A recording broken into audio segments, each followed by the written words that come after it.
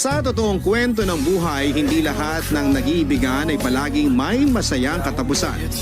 Minsan nga kung sino pa yung totoong nagmamahalan, sila pa yung hindi nagkakatuluyan. Hindi naman kasi natin pwedeng panghawakan palagi ang pag-ibig na nararamdaman natin para sa isang tao. Kasi kahit na alam natin na mahal din tayo ng taong mahal natin, marami pa rin ang pwedeng maging dahilan para bitawan natin sila.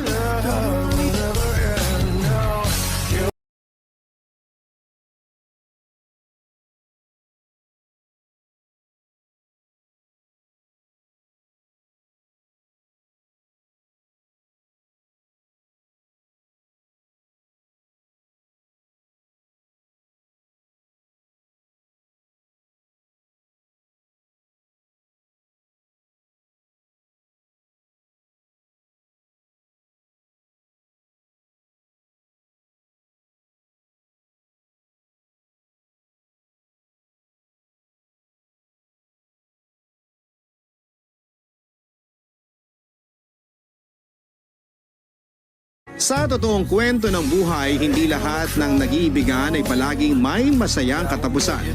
Minsan nga kung sino pa yung totoong nagmamahalan, sila pa yung hindi nagkakatuluyan. Hindi naman kasi natin pwedeng panghawakan palagi ang pag-ibig na nararamdaman natin para sa isang tao. Kasi kahit na alam natin na mahal din tayo ng taong mahal natin, marami pa rin ang pwedeng maging dahilan para bitawan natin sila.